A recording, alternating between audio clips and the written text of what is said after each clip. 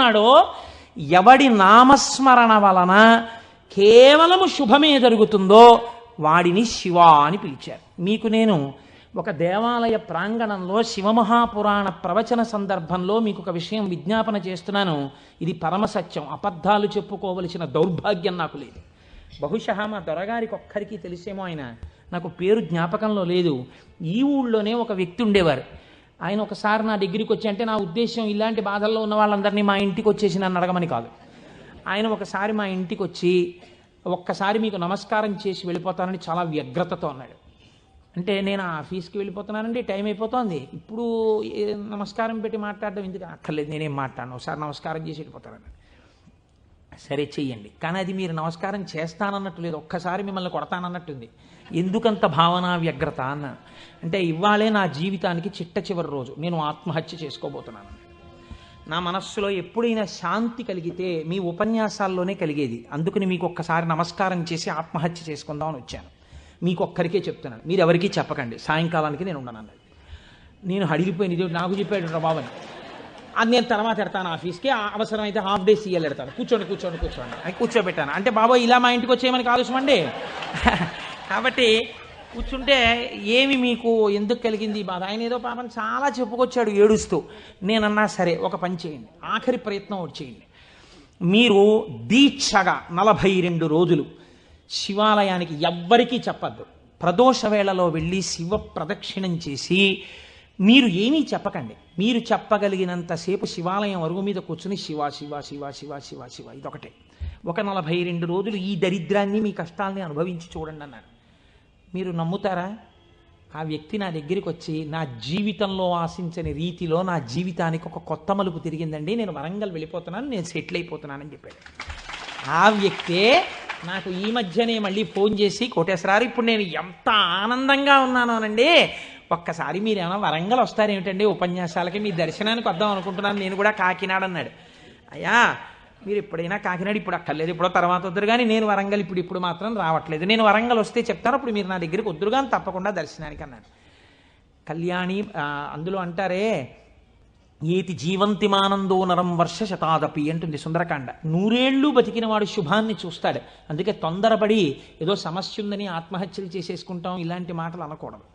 కాబట్టి చూడండి, శివుడు ఉద్ధరించగలడు అనడానికి ప్రత్యక్ష ప్రమాణం మనకే ఉంది కదా.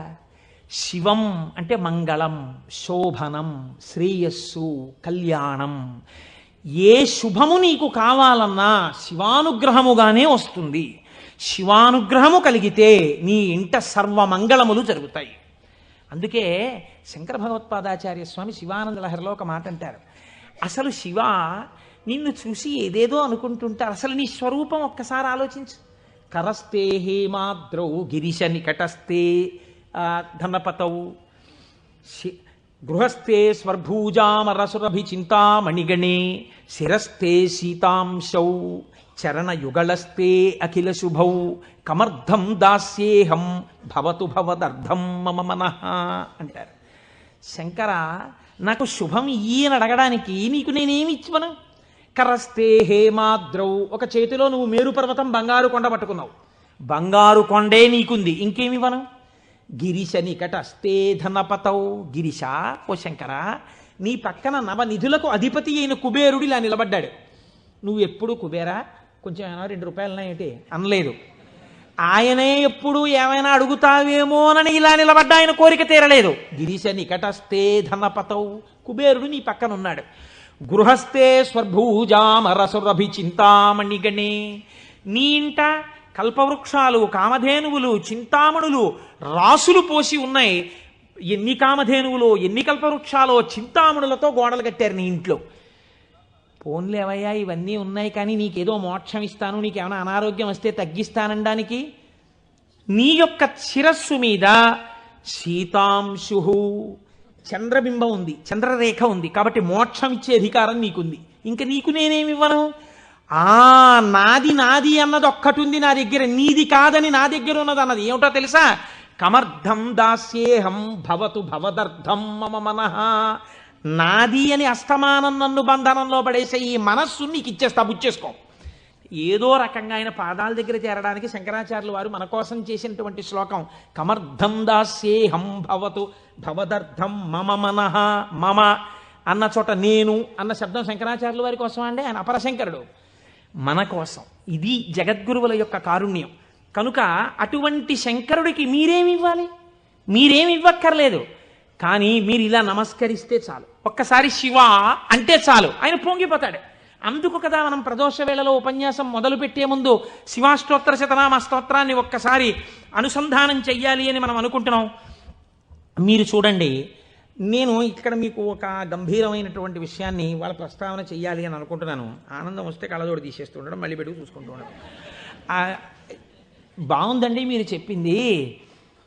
శంకరుడు అంతటి గొప్పవాడే, ఇంతవరకు బాగుంది. కానీ ఇలా ఆయన ఎప్పుడూ మా కంటితో మేము చూడని రూపంలో ఉండడమేనా, లేకపోతే మాకు ఇంతకన్నా ఏమైనా గొప్ప ఉపకారం చేశారా? కళ్యాణం, భద్రం, శ్రేయం, శోభనం, శుభం, వీటన్నింటికీ అర్థం కేవలం శుభాలు చేసుకోవడం, పెళ్ళిళ్ళు చేసుకోవడం, బూరులు తింటూ ఉండడం, గారులు తింటూ ఉండడం, ఇవేనా?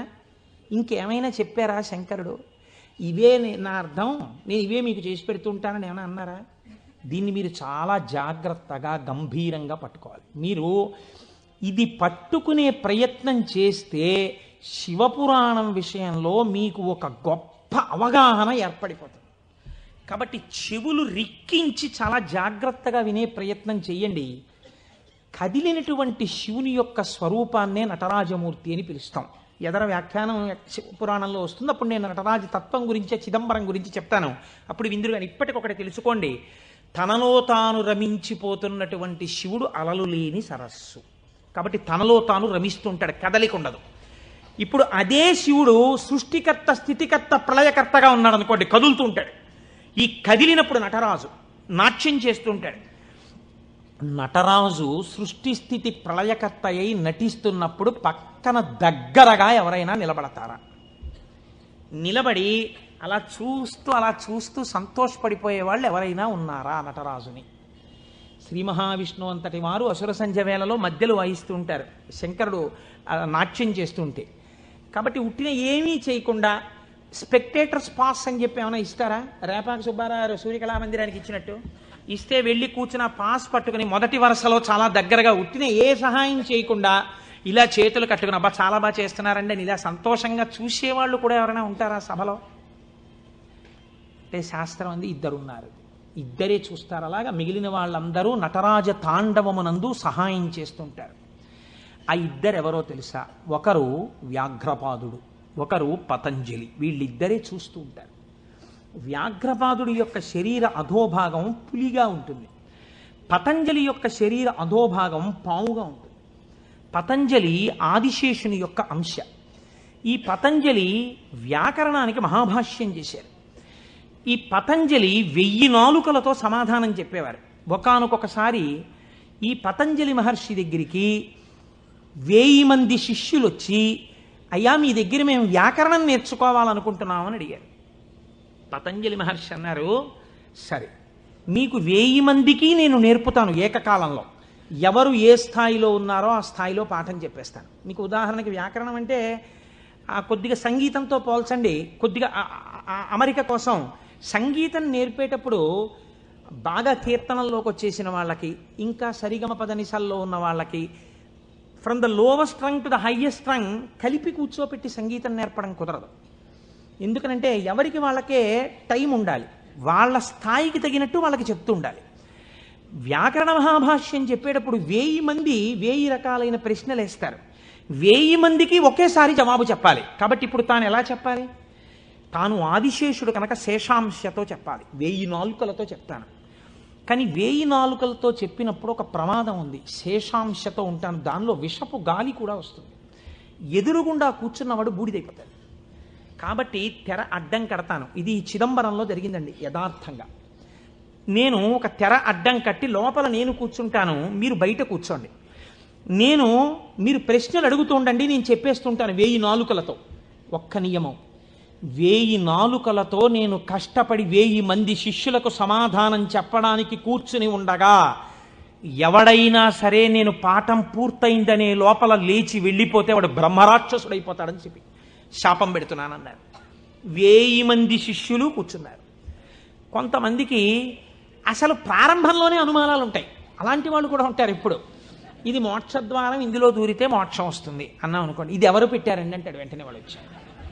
అసలు ముందు తెలుసుకోవడం కన్నా అనుమానాలు ఎక్కువ. అక్కడే పతనం ప్రారంభం. విన్నదాన్ని మననం చేసి దీన్ని మనం ఎంత అనుష్ఠానంలోకి తెద్దామని చూడకుండా మనం ఎన్ని అనుమానాలు ఇందులో తెచ్చేసుకుందాం అనేటప్పటికీ అవి ఎప్పటికీ ఆగవు. మీకు ఎప్పటికీ ఆగవు అనుమానాలు. ఇప్పుడు ఏమైపోయింది, ఇందులో ఒకటికి అనుమానం వచ్చింది. ఏమిటో వెళ్ళిపోతే బ్రహ్మరాక్షసుడు అంటున్నాడు. ఈ మాట వినగానే అసలు నాకు తోచడం మానేసింది.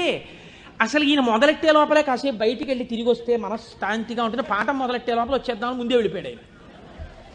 పాఠం మొదలెట్టేటప్పటికి వద్దాం, కాస్త మనశ్శాంతి వస్తుంది. లేకపోతే ఈయన ఏమిటో లోపల నేను 1000 నాలుకలు అంటున్నాడు, తెరత్తకూడదు అంటున్నాడు. ఓరు నాయనో ఇదంతా ఏ గొడవగా ఉంటుందో, వెళ్ళిపోతే బ్రహ్మరాక్షసుడు అంటాడు. ముందే కాస్త తిరిగి వస్తే, అలా తిరిగి వచ్చేస్తే కాస్త మనశ్శాంతిగా ఉంటుంది. అప్పుడు వచ్చి కూర్చుందాం పాఠానికని ముందే వెళ్ళిపోయాడు. అంటే ఎలా ఉంటారో చూడండి లోకం. ఇప్పుడు పతంజలి వ్యాఖ్యానం మొదలుపెట్టారు. 1000 నాలుకలతో చెప్పేస్తున్నారు ఆయన పాఠం. ఒక ఆయనకి అనుమానం వచ్చింది. ఏమిట్రా 1000 మంది అడుగుతున్నాం, 1000 మందికి చెప్పేస్తున్నాడు సమాధానాలు, ఎలా చెప్తున్నాడు రా ఈయన? తెర అడ్డం కట్టాడు, నేను చెప్తాను లేండి అన్నాడు. నిజంగా అసలు ఎలా చెప్పగలుగుతున్నాడో ఒక్కసారి చూద్దామని. చూడండి, సేవ చేస్తున్నారు పరమాత్మకి అని తెరడ్డం పెడితే ముందు వరుసలో కూర్చున్నవాడు తెరెత్తి చూస్తుంటాడు. ఎంత తప్పది అంటే అది కూడా భక్తి. కాబట్టి అలా ఆ పతంజలి అటు కూర్చుని ఉండగా ఒక శిష్యుడు ఏం చేశాడంటే మెల్లిగా తెరెత్తాడు. తెరెత్తి చూశాడు. చూసేటప్పటికి విషపు గాలి వాడు ఒక్కడి మీదకే పెడుతుందా? ఈ 999 మంది బూడిదైపోయారు. అట్నుంచి ప్రశ్న ఆగిపోయింది. ఆగిపోగానే పతంజలికి అనుమానం వచ్చింది. ఏదో జరిగిందని ఆయన పాఠం ఆపి లేపి తెర తీసి చూశారు. బూడిద రాసులు ఉన్నాయి. అరేరే చచ్చిపోయారా 1000 మంది అనుకున్నారు. ఇంతలో పాఠం వినడానికి కొంచెం మనశ్శాంతితో వద్దామన్నవాడు వచ్చాడు. నువ్వు ఎక్కడికి వెళ్ళావురా అని అడిగారు ఆయన. అది నేను చెప్తాను కానీ వీళ్ళు ఏంటంటే 999 బూడిద కుప్పలు ఏమిటండి అన్నాడు. వాడు బుర్ర మరీ పాడైపోయాడు. ఆయన అన్నారు, కంగారు పడకు, నేను ముందే చెప్పాను కదా తెరద్దని. ఎవడో ఎత్తాడు, బూడిదైపోయారు. నువ్వు మాత్రం ఒక్క శిష్యుడు మిగిలావురా, మీకు 1000 మందికి పాఠం చెప్తానన్నాను, కనీసం ఒక్కడే మిగిలావు, నీకు చెప్తాను పాఠం అన్నారు. వాడు హడిలిపోయాడు. అయ్యి బాబోయ్ పాఠమే అని.